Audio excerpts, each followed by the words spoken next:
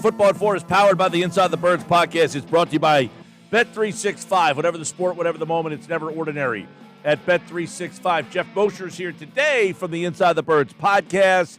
A bunch of stuff. This time next week, the Eagles would have practiced already. They will be on the practice field on Wednesday for the first time at 10 a.m. is when the Eagles will practice. So by this time next week, Geoff Mosher, who put that up on the screen? There we go. Geoff Mosher's live on the video stream today. By this time next week, the Eagles would have already practiced one time, and we're going to be talking about what has gone on at Eagles practice. Some of the battles will start. Some of the training camp stuff will start by this time next week. Yeah, well, that's sort of a to be determined, right? Because this time next week would be, today's Wednesday. I know that they're probably going to have people on the field. Obviously, you report by what? The 22nd is which day? That would be Tuesday? You didn't get your Brett Strohacker email today? I did. I was just checking it. So they report by Tuesday. They got to do the team fitness test. Maybe that's later in the day. And then, when I would imagine Wednesday is about as light of a practice. It says right here, 10 a.m., practice begins. That's what it says. Should say light OTA exercise begin. Nick Sirianni will talk at 9:30, practice at 10 Thursday.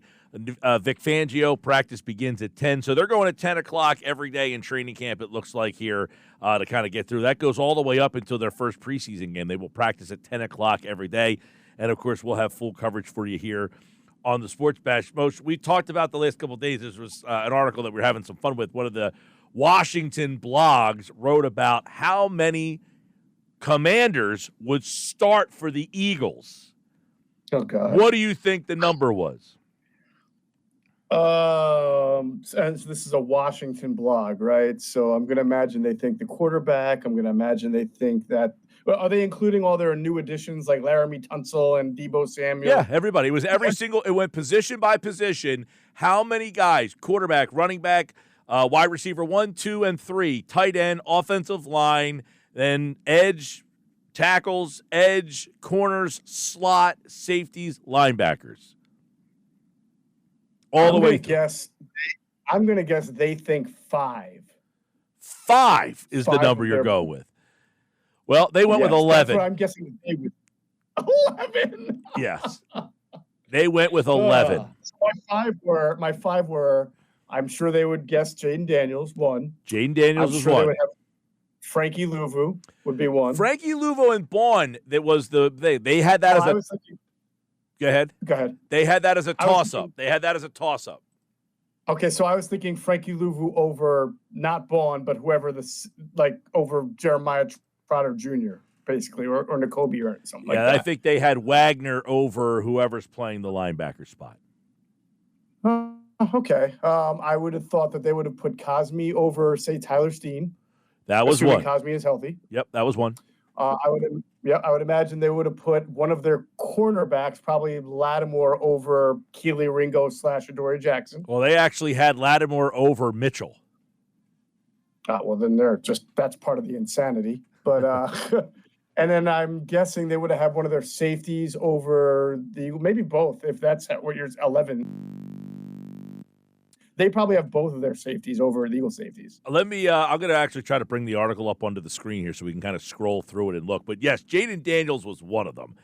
He was one of the quarterbacks, and they said, look, his ceiling is higher than Hurts. And we've talked a lot about Hurts this week, but where are you on Jaden Daniels? Oh, I think he's tremendous, but I think we've seen a bunch of first-year quarterbacks, whether it's Carson Wentz or Stroud, TJ Stroud. We've seen other guys really have really successful year ones, but then not really be able to duplicate that over the long haul. I think he's got all the tools and the abilities, and I think that they're building the correct way around him. But, they won a lot of one-possession games last year, Mike. Any of those games could have, including the Hail Mary game, right? So any of those games could have gone either way. And if they did, who knows what we're saying about him. But he's certainly a very, very good-looking quarterback prospect who could be a really, really good one for years to come. Yeah, and like that one to me is almost like you look at RG3. He was an amazing rookie of the year, Right. and then his second year, I mean, he ended up getting hurt, which was a shame. Then you have the CJ Stroud. He was awesome his rookie year, and then last year I think he kind of took a step back a little bit, and that had to do with what was around him there. I like Jaden Daniels a lot as well, but I think, you know, to have him in the conversation of being better than, more accomplished than Jalen Hurts right now is kind of preposterous. Yeah, I mean, if you want to say he's got a better upside or he has a better, you know, skill set, that's fine. But you're right; he's not more accomplished, and we haven't judged him on his worst moments yet because he hasn't had that. You know, Justin Herbert's another guy who had a really amazing rookie year, and then he kind of took a step back. And again, you can blame environment surrounding who. That's why I think C.J. Stroud didn't have a great year. I don't think he's any less of a quarterback. But the reality is, these guys have great years and the league does a few things and they come back to the pack, and then you have to see how they respond to that. One spot that the Commanders site had ahead of the Eagles was Laramie Tunsil over Jordan Mailata. How about that?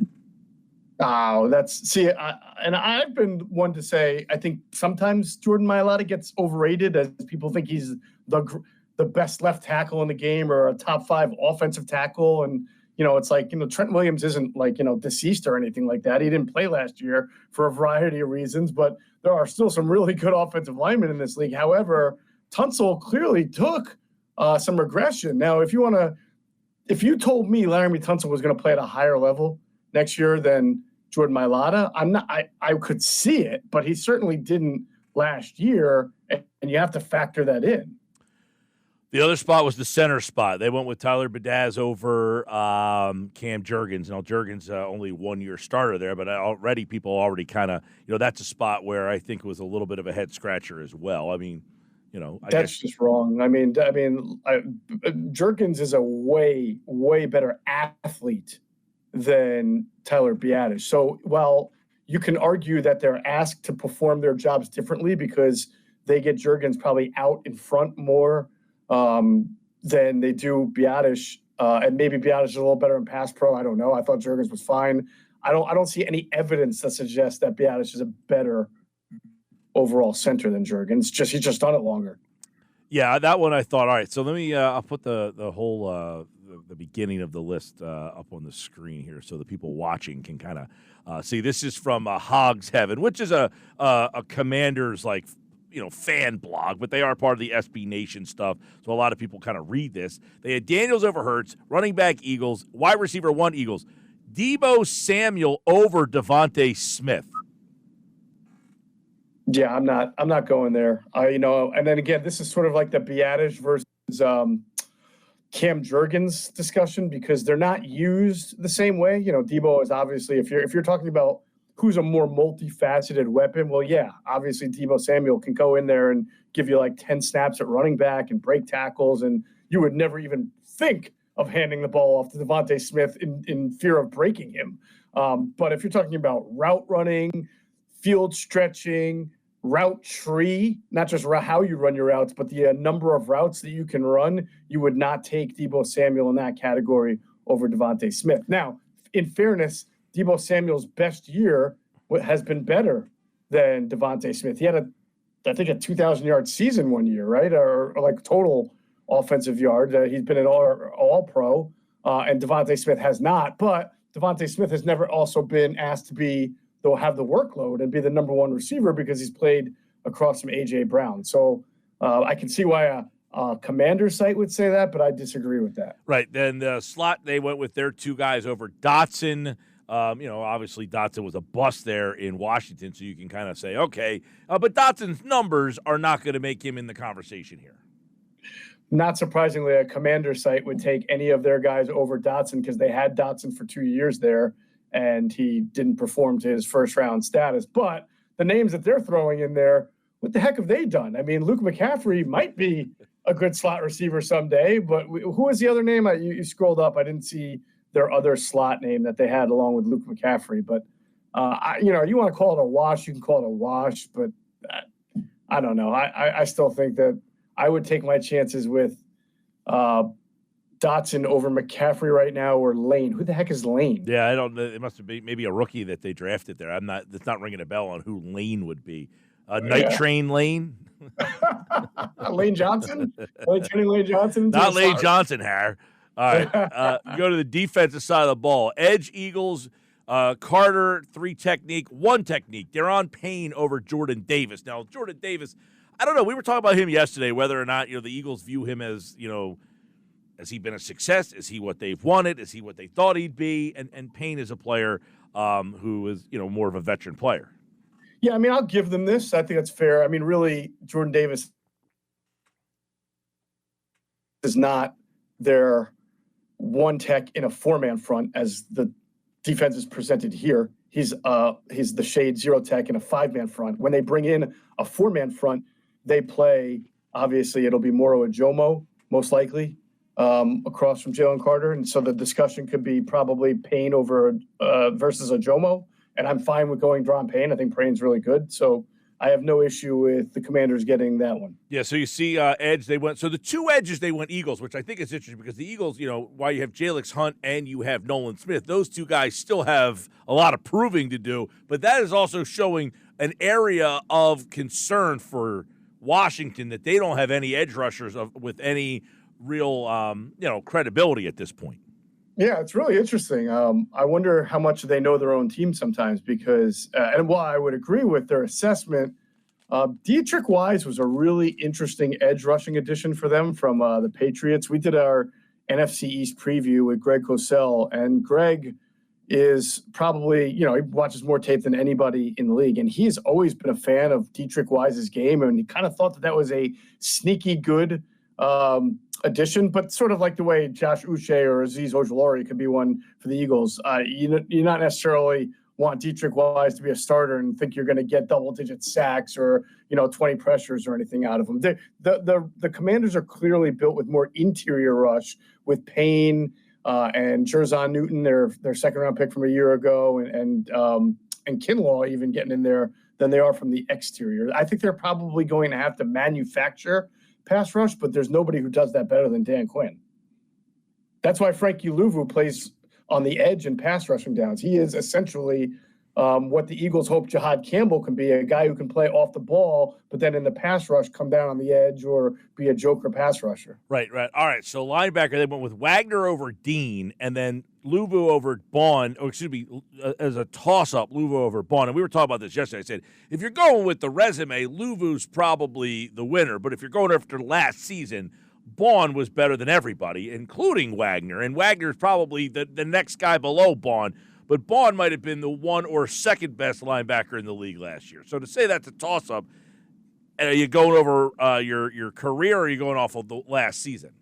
Yeah, I don't like how they did this anyway. Mike will, because, sometimes people play multiple positions. I would just take the 2 best off-ball linebackers. But I would also disagree that Wagner played better than Nakobe Dean last year. I think Nakobe Dean played better overall than Bobby Wagner, who that's another guy. Greg Cosell says, very good linebacker, but clearly lost a step, especially against the run last year. I think the Eagles exposed him on some runs, both in the regular season and in the playoffs.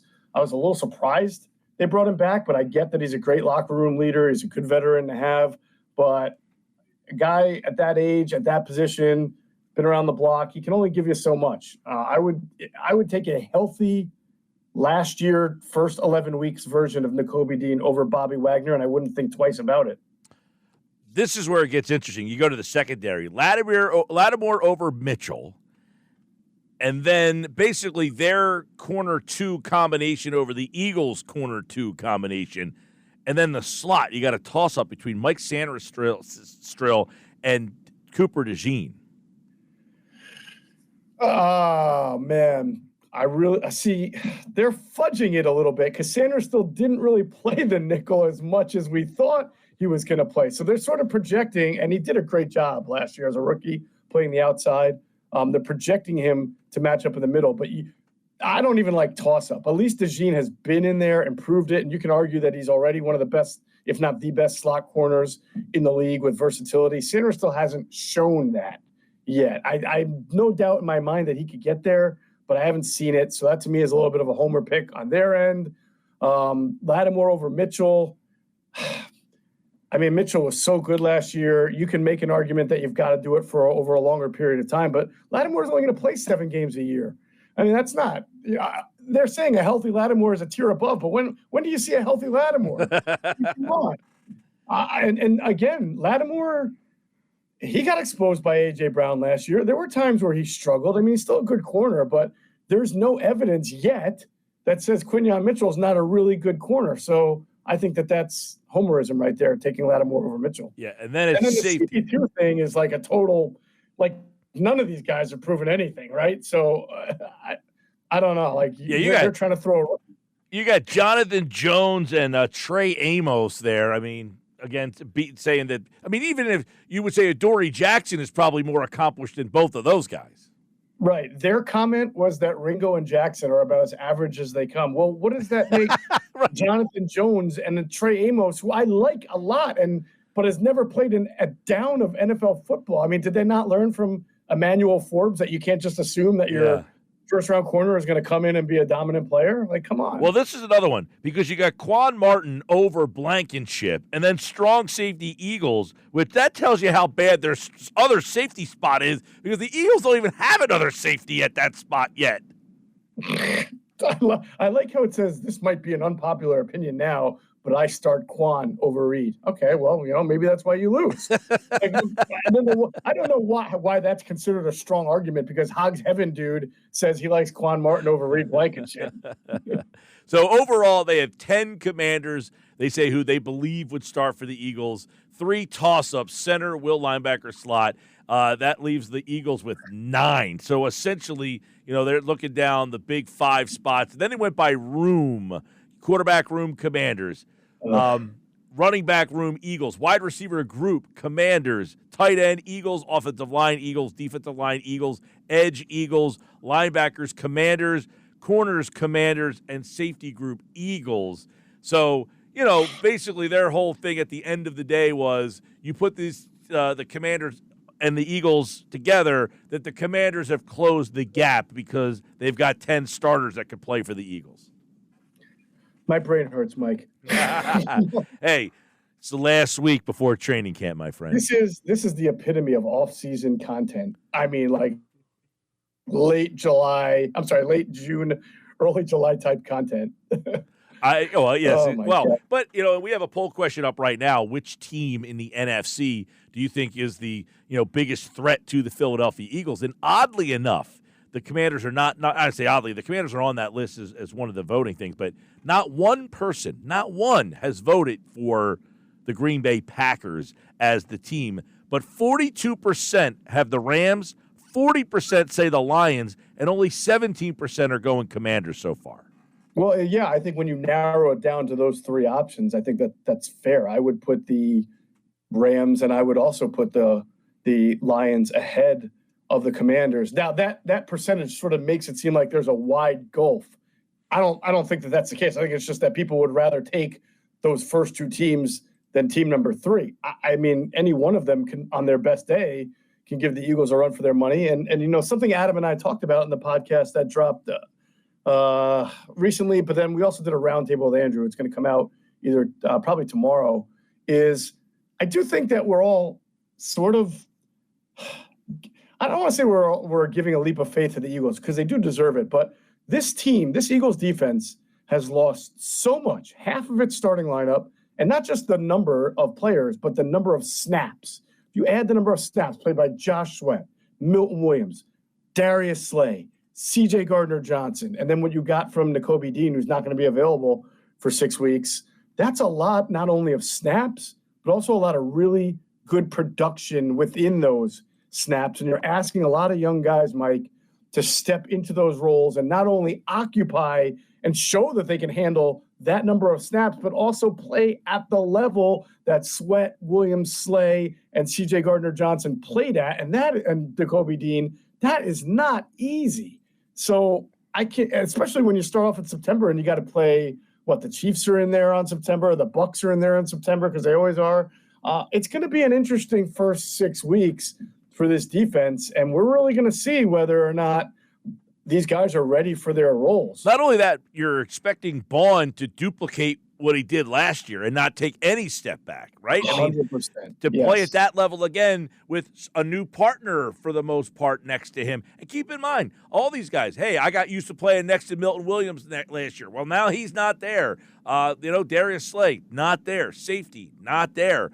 How fast, because this is what I'll look at this, Motion. We can end on this one here. Last year, the offense was what it was. It was steady Eddie. You had Barkley that you could always kind of lean on. And then if Barkley was, you had the receivers to have a game here or there that kind of carried you. The offense is going to be what it is. But by the end of the year, the defense held up its end of the bargain. But it was a process to get them up there. By the time they got to the NFC Championship game, they shut down Washington. Then the Super Bowl, they play their best. But that was a process for them to get there. Can this defense gel and blend and get to that level by when is really what I think is going to be a big story. Yeah, I mean, there's no doubt that there is a lot of still good talent on this defense, starting with Jalen Carter, Nolan Smith, Quinyon Mitchell, Cooper DeJean, right? There's building blocks there that are old enough and ready to step into even bigger roles so that you can say, all right, I think the Eagles will still be a really good defense. But as you just mentioned, they were the number one defense by the end of the year, and their turnover ratio over the last, I think, 5 to 6 weeks, 7 weeks in the playoffs was amazing. It didn't start off that way, but it really turned into that way. And we've seen that turnovers and takeaways can be a little bit fickle as far as projecting them from year to year. You can be really good and just not cause a lot of turnovers. But this offense, I felt, needed at times, as the offense went through its throws, it needed a little field flip here and there to get itself going. So that to me is another question, is not only about the people and the roles, but can they continuously win the turnover battle week after week like they did over the second half of last year? Now, Monday, real quick, we were talking about Jalen Hurts. We were trying to find some good comps for him. You texted me Big Ben and Russell Wilson, a couple guys as comps to Jalen Hurts. Did you find any more? I just did. What I did was last year, Jalen Hurts threw for like 2,809. I forget what the exact, 2,900 yards and 18 touchdowns. So I went to the Pro Football Reference and figured out how many quarterbacks, and then going back to the Super Bowl era, have won a Super Bowl throwing for less than 3,000 yards and 18 or less touchdowns. And in the last 20 years, Mike, it's really just been Jalen Hurts and Ben Roethlisberger, and that was year 2 of Roethlisberger, right? And if we're being fair, year 2 of Roethlisberger, and I went back and looked, he wasn't considered a top 5 or even a top 8, 9, 10 quarterback at that point. But the numbers were similar. And then I thought, well, this is not fair, because it's not like Hurts' year last year is reflective of his career so far. It was just one of those years where he really was low on the pass attempts and yards. So I did the 3-year average. And over the last 3 or 4-year average, in that time, Hurts has averaged about 3,487 passing yards and about 452 pass attempts per year. So I plugged that in and said, how many quarterbacks have averaged that and won a Super Bowl? And since 2005, it was Ben Roethlisberger, Russell Wilson in 2013, and Jalen Hurts. So I think I did all this because everybody seems to think Hurts is disrespected. He should be top 2. He should be top 3. He should be top 5. But he just doesn't throw the ball. I think the archetype of what people want out of a top 5 quarterback is that they throw the ball, they win the games, you rely on their arm to win it because they throw the ball at 32 or more. That's the league average, 32 pass attempts or more, right? And he's more comparable to Big Ben, early Big Ben, and Russell Wilson earlier, when you had that great running game and defense. And those guys weren't at that time considered top 5, top 8 either. Big Ben eventually got there, right? But he was a 5,000-yard passer one year, and he made 4 straight Pro Bowls and threw the ball all around. So while I do think there are some quarterbacks in these rankings that come out that are unfairly ahead of him, I just think that the evidence shows that until he's given more opportunities to throw the ball more around league average, which is 32 times a game, then he's probably not going to get that respect as being a top 3, top 4 guy. And I kind of think history shows that that's fair. You kind of have to earn it by being a guy who throws the ball around league average. Yeah, well, The deep dives will all be done. All of the stuff will be done next week when we talk. The Eagles will be back on the field, and football is back, Geoff Mosher. Well done. Can't wait. In the words of Bart Scott. I'll see you, man. See you, bud.